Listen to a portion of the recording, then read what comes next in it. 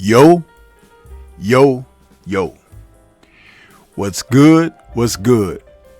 It's Stormy B Man, and I am back, welcoming you to a special edition of the post-fight show.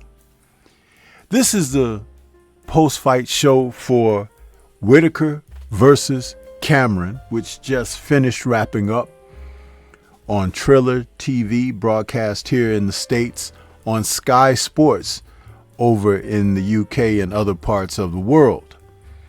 This promotion, I thought to make a special post-fight video and not a live stream because it doesn't warrant me expending my time on a live, but I'm going to do this special video for you all because I just want to get something off of my chest after watching this event.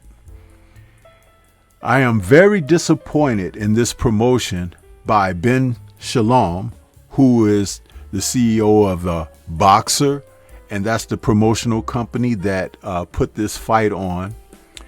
Boxer had two fights, two major fighters on this card, both Whittaker and Frazier Clark, who were involved in controversial stoppages on this particular event. And both were well inside of the distance. The Frazier Clark fight that saw him taking on Ebenezer Tainted in his first fight since losing to Fabio Wardley in one round himself.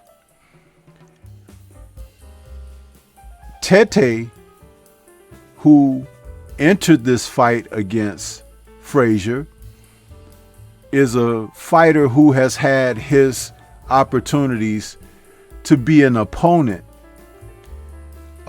His last fight being in December of 2024 against Dillian Whyte, where in that bout, Tainted ended up retiring after the 7th round. Dillian Whyte went on to win that fight, hasn't fought since, and Tainted from Ghana, Accra, Ghana, is a 36-year-old Ghanaian fighter who has looked to bring the best out of himself.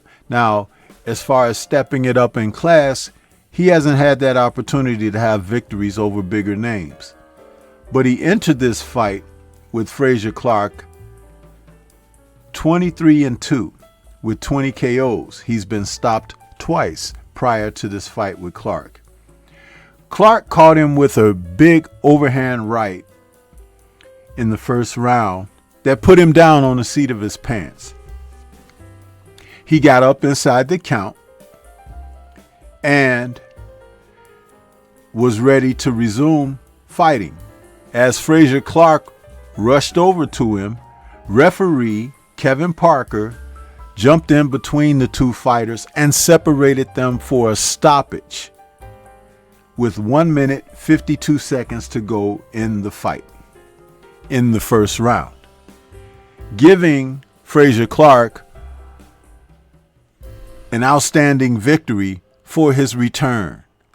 Now, if you saw Clark in his last fight against Fabio Wardley, when he was stopped in the first round, he was severely bludgeoned by Fabio Wardley to the extent that he had an indentation in the side of his skull, something that looked quite fierce and horrible.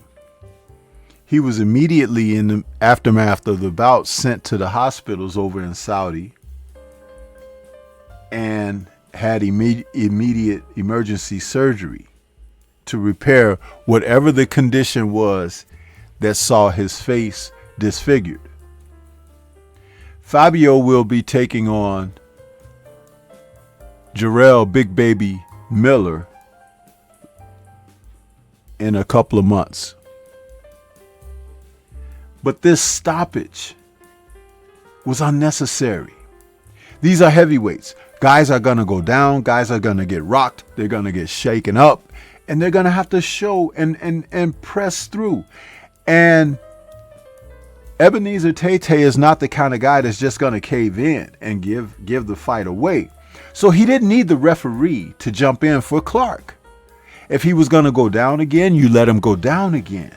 But jumping in and stopping the fight was not something that, as you're watching two heavyweight warriors go at it, you don't want to see that. You want to see the fight come to its completion. They weren't allowed because they were trying to make Frazier look exciting, and he was back. First round knockout. We didn't get a chance to see if Ebenezer could test Clark's jaw and see if he's okay from the Fabio Wardley fight. What was that? I said in the middle of that, BS. I need to see what's really going on here. And you know what?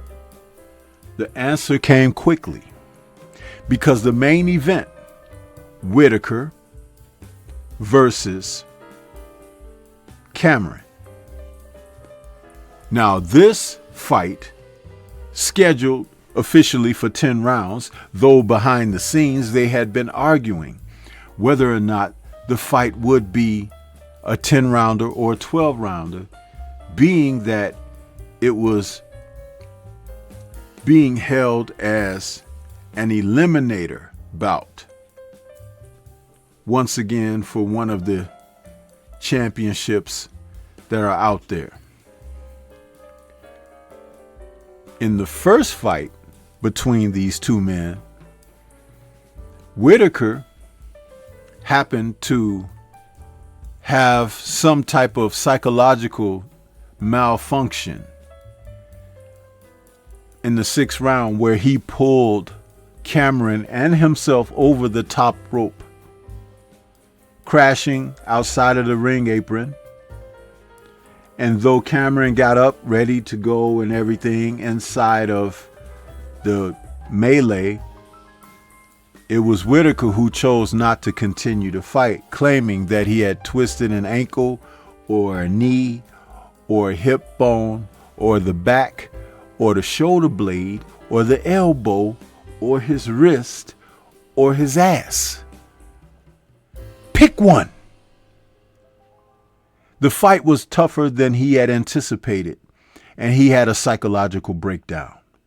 And in between that first fight, which took place in October of 2024, and this rematch, he has endured tons of ridicule and speculation from the boxing public and critics that he may not have what it takes. Being from West Bromwich, West Midlands in the UK, that maybe he was just not really cut out for this professional fight game. Enter his promoter, Ben Shalom, who put this fight on, and though the fighters had signed and agreed to a rematch, there was controversy over the rounds. Would it be 10 rounds? Would it be 12? We signed for this many. They're claiming it's going to be that many. And so forth and so on. I'm really beginning not to like Ben Shalom, because there is something about this man that speaks early Eddie Hearn. Now, Hearn has learned, as he has had to deal with the machinations of how the sport's governed and how it's run, with those old stalwarts who've been around a long time, people such as Al Heyman, Bob Arum, Frank Warren, Salida, and more. So he's had to kind of deal with being put on the outside, frozen out, not considered, people not wanting to work with him. But now I get this notion that he is not a good guy, Ben Shalom. And it showed in this card tonight. Because in this main event between Cameron and Whittaker, Whittaker versus Cameron 2, the first round saw Whittaker come out boxing, moving, as he's known to do. He's quite athletic. He's a 6'3" orthodox boxer, 27 years of age. He likes to showboat and play the crowd. He's a very affable young man. However, in the second round, just as Liam Cameron started to put on more pressure, Whittaker, who is now, after this fight, 9-0 with the one draw against Cameron, the technical draw from October of 2024, 6 KOs.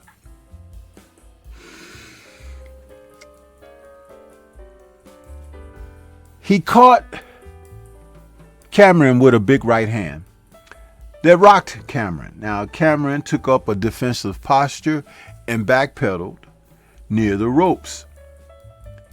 And as he backpedaled toward the ropes, Whittaker pursued him heavily, throwing blows to follow up. But a lot of it was being blocked as he was near the ropes, and referee Howard Fisher stepped in and stopped the fight. These guys are light heavyweights. This is the second round of the fight. Yes, the man took a solid shot. It didn't knock him to the canvas. He wasn't even disoriented. He was rocked. It happens in boxing.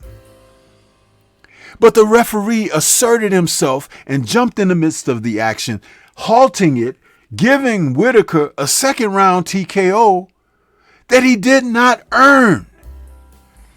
Had Cameron gone to the floor, couldn't beat a count, that would be different.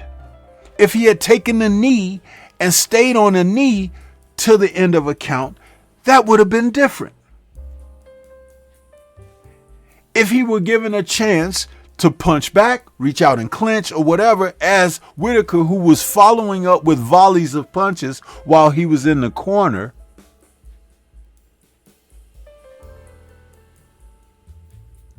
if the fight would be determined on Whittaker with the follow-up shots being stopped, that would be something different.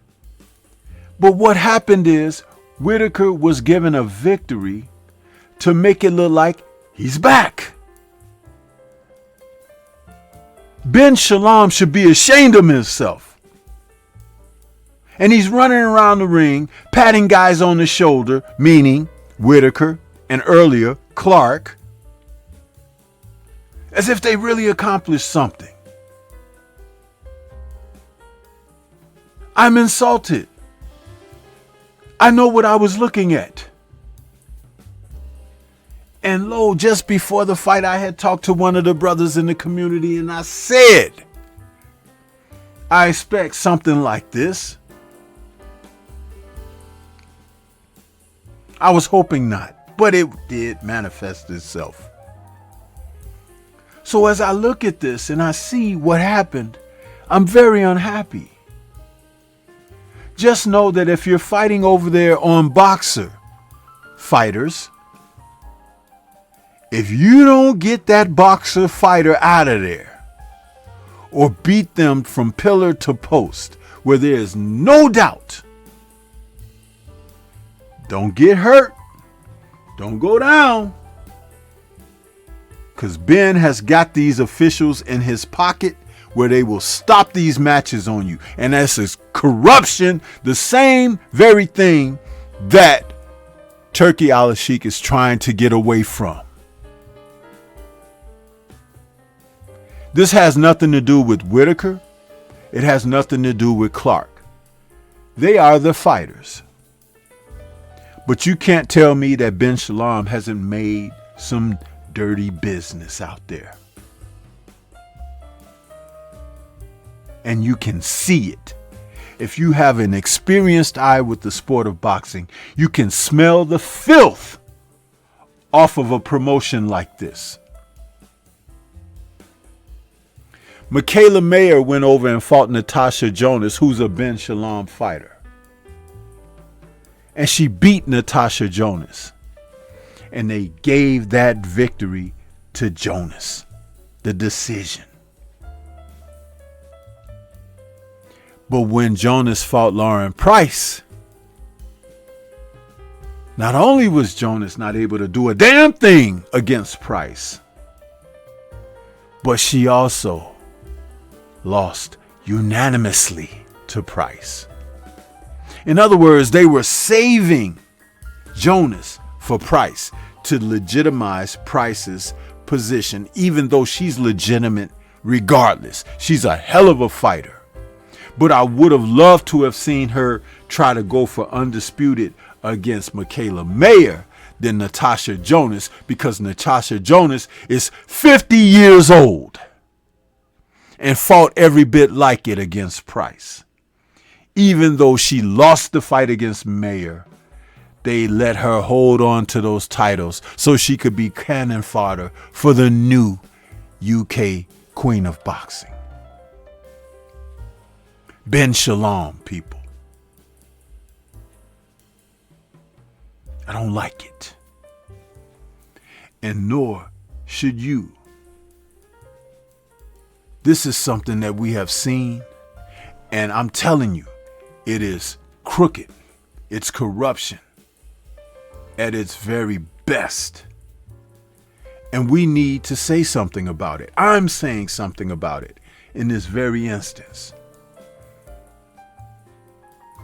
I don't like what they portrayed to us in this event, because even though I felt that Whittaker could win against Cameron, but he has to show us that he's back. Frazier Clark has to show us that he's back. It shouldn't just be a gimme with referees helping out. if referees going to assert themselves in the manner of which how they did this particular evening, we don't even need to see the fights. The refs can just tell us before the first bell, the winner is the blue corner, the winner is the red corner. We don't get a chance to see a guy. Do you remember Gotti versus Rodriguez?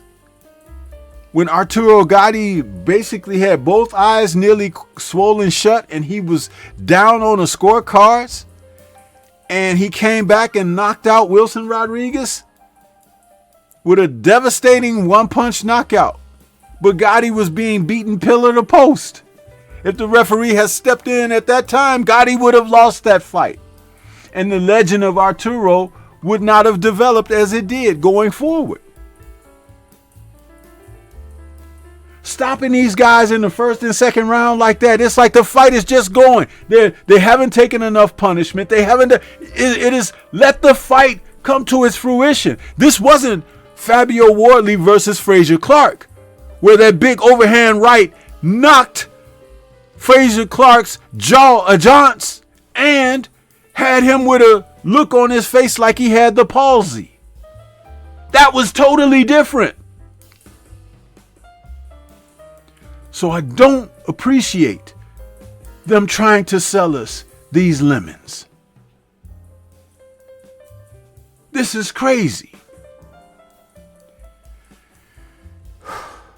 But as I said before, you know, if you watch boxing, you can learn a hell of a lot. And I learned something on this evening watching this event, to keep my eye on Ben Shalom and Boxer. They are at the bottom. The only positive in that is there's nowhere to go but up. This is Stormy B-Man. Shout out to the mighty LDBC and Liberated Perspective, a third eye view of the world. For more content such as this, please like, comment, subscribe, and share. Let me know your thoughts about this false card and what you were able to make of it. Peace to everyone out there, and everyone please remain safe.